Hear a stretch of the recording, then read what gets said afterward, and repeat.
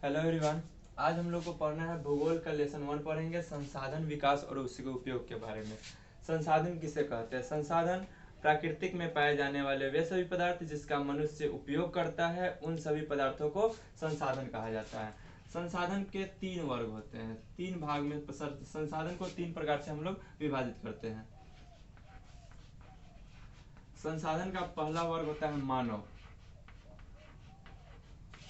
मानव दुनिया का सबसे बड़ा संसाधन है। मानव संसाधन को बनाता भी है और संसाधन का उपयोग भी करता है। दूसरा नंबर में होगा मानवकृत। मानवकृत संसाधन, मनुष्य जिस संसाधन को बनाता है वह मानवकृत संसाधन होता है। और 3 नंबर में हम लोग रखते हैं प्राकृतिक प्रदत्त।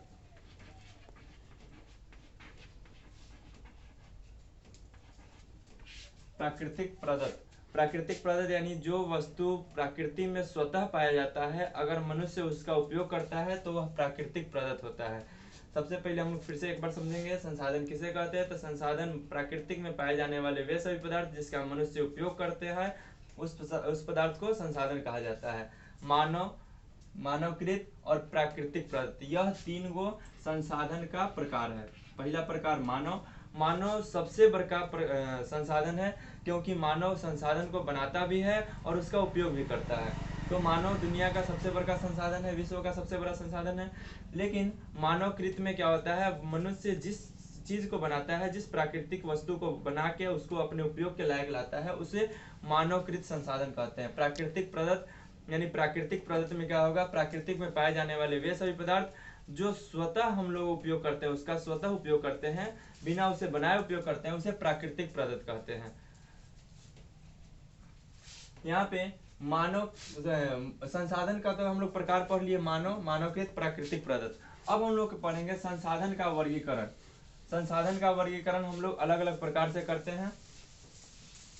संसाधन का वर्गीकरण का अलग अलग तरीका है। संसाधन के वर्गीकरण हम लोग सबसे पहला वर्गीकरण करते हैं उपलब्धता के आधार पर। उसका उपलब्धता किस प्रकार से है? प्राकृतिक में संसाधन जो पाए जाते हैं वह 2 प्रकार के होते हैं, जैव संसाधन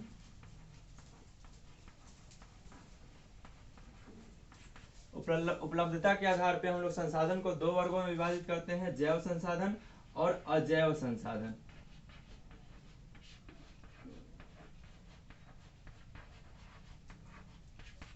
जैव संसाधन और अजैव संसाधन। जैव संसाधन किसे कहते हैं? सबसे पहले हम लोग समझेंगे जैव संसाधन किसे कहते हैं।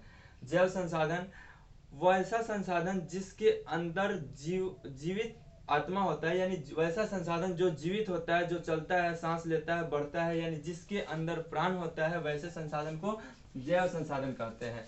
सिंपल तौर में समझेंगे कि जैव संसाधन सजीव संसाधन को जैव संसाधन कहते हैं और निर्जीव संसाधन को अजैव संसाधन कहते हैं। तो यह उपलब्धता के आधार पर जब हम लोग बांटते हैं तो 2 भाग में बांटते हैं, जैव संसाधन और अजैव संसाधन। उसके बाद होता है उसके स्रोतों के आधार पे। स्रोतों के आधार पे भी संसाधन को अलग अलग भागों में बांटा जाता है। पहला होता है नवीकरणीय संसाधन।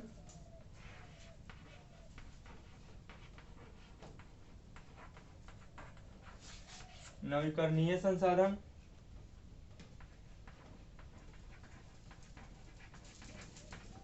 दूसरी का होता है अनवीकरणीय संसाधन।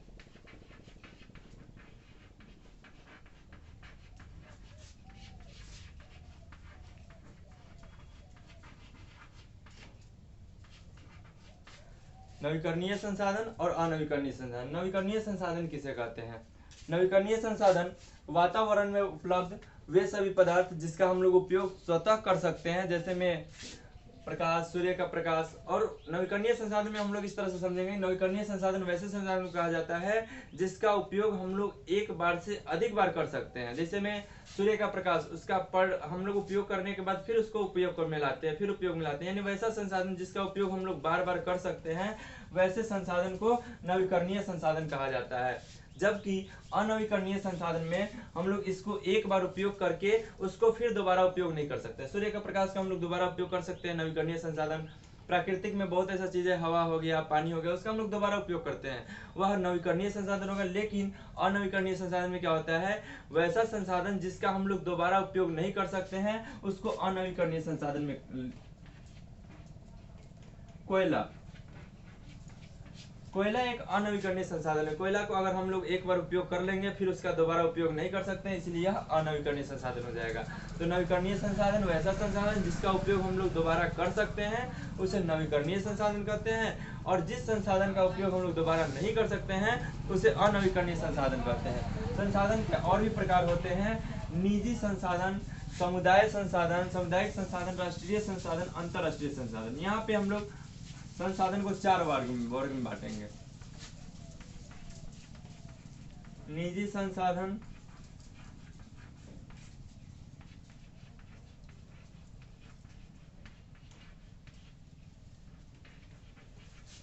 सामुदायिक संसाधन, राष्ट्रीय संसाधन,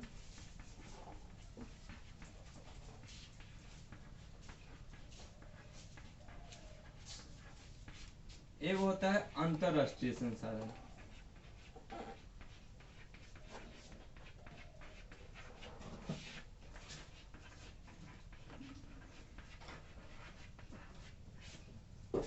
यहाँ पे संसाधन का 4 प्रकार है, निजी संसाधन, सामुदायिक संसाधन, राष्ट्रीय संसाधन और अंतरराष्ट्रीय संसाधन।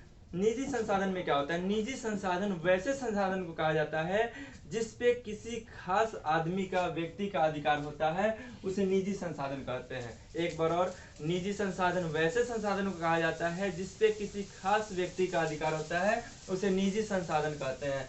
सामुदायिक संसाधन क्या होता है? वैसे संसाधन जिसमें पूरे समुदाय के लोगों का अधिकार होता है, उसे सामुदायिक संसाधन कहते हैं। राष्ट्रीय संसाधन जिसपे किसी राष्ट्र का अधिकार होता है, किसी देश का अधिकार होता है, उसे राष्ट्रीय संसाधन कहते हैं। लेकिन अंतरराष्ट्रीय संसाधन में क्या होता है? कुछ ऐसा संसाधन जो किसी भी देश के सीमा के बाहर समुद्र के तलों में पाया जाता है, उसे अंतरराष्ट्रीय संसाधन कहते हैं। एक बार और समझेंगे, निजी संसाधन वैसा संसाधन जिसपे किसी खास व्यक्ति, किसी खास आदमी का अधिकार होता है, उसे निजी संसाधन कहते हैं। सामुदायिक संसाधन में पूरे समुदाय के लोगों का अधिकार होता है। राष्ट्रीय संसाधन में किसी देश का अधिकार होता है, जबकि अंतरराष्ट्रीय संसाधन जो समुद्र के तलों में किसी भी देश के सीमा के बाहर पाया जाता है, उसको अंतरराष्ट्रीय संसाधन कहते हैं। इसका और भी वर्ग है, इसके और भी वर्ग को हम लोग थोड़ा सा देख लेते हैं। संसाधन के और भी वर्ग होते हैं। संसाधन में संभाव्य संसाधन,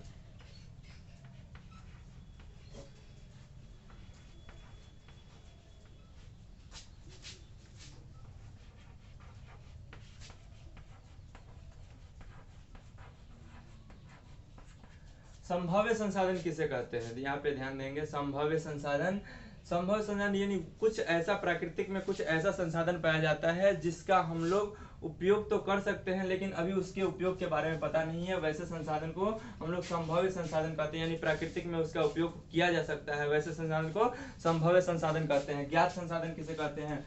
ज्ञात संसाधन का अर्थ होता है वैसा संसाधन,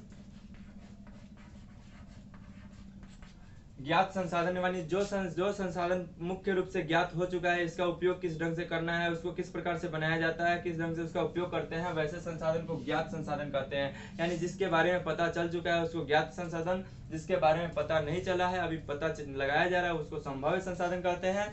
आगे होता है भंडारित संसाधन।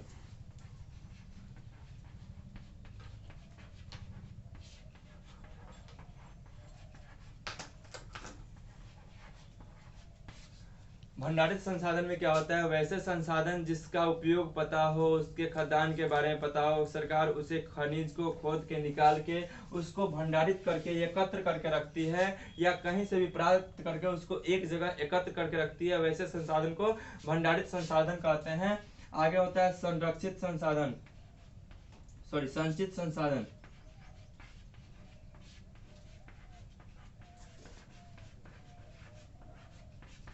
संचित संसाधन वैसा संसाधन है जो तकनीकी रूप से ज्ञात है लेकिन अभी उसका उपयोग नहीं किया जाता है, उसको प्राप्त करके रखा गया हो, उसको संचित करके सुरक्षित करके रखा गया हो, वैसे संसाधन को संचित संसाधन कहते हैं।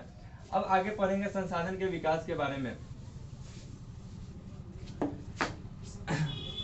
एक बार और हम लोग संसाधन के बारे में डिफिनेशन देख लेते हैं। संसाधन वैसे संसाधन को कहा जाता है, संसाधन यानी जिस वस्तु का उपयोग हम लोग करते हैं, प्राकृतिक में पाए जाने वाले वे सभी पदार्थ जिसका हम लोग उपयोग करते हैं, वैसे संसाधन को प्राकृतिक संसाधन कहा जाता है, संसाधन कहा जाता है। संसाधन का 3 वर्ग होता है। पहले का होता है मानव, जो सबसे बड़ा संसाधन है। दूसरे का मानवकृत, और तीसरे का होता है प्राकृतिक संसाधन।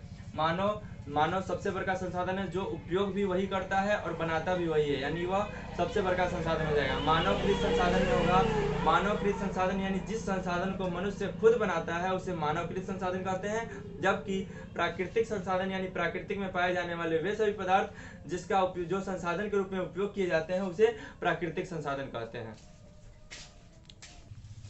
आगे हम लोग को पढ़ना है संसाधन का संरक्षण।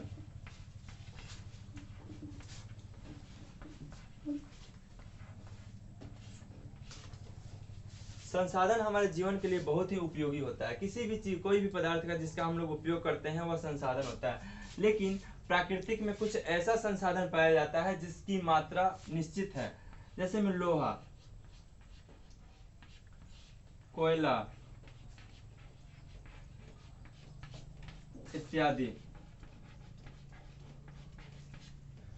प्राकृतिक में बहुत सारे संसाधन पाए जाते हैं लेकिन उनकी मात्रा निश्चित है। कोयला, लोहा इत्यादि, इन सभी को धरती से खोद के बाहर निकाला जाता है। एक समय ऐसा आएगा जब हम लोग इसका अधिक उपयोग करेंगे, इसकी मात्रा खत्म हो जाएगी, संसाधन खत्म हो जाएगा, तब आने वाले पीढ़ी को इन संसाधनों का उपयोग करने में काफी कठिनाइयां होगी। इसीलिए संसाधन का संरक्षण क्या है, बहुत आवश्यक है। संसाधन की मात्रा निश्चित होने के कारण संसाधन का संरक्षण बहुत ही उपयोगी हो जाता है।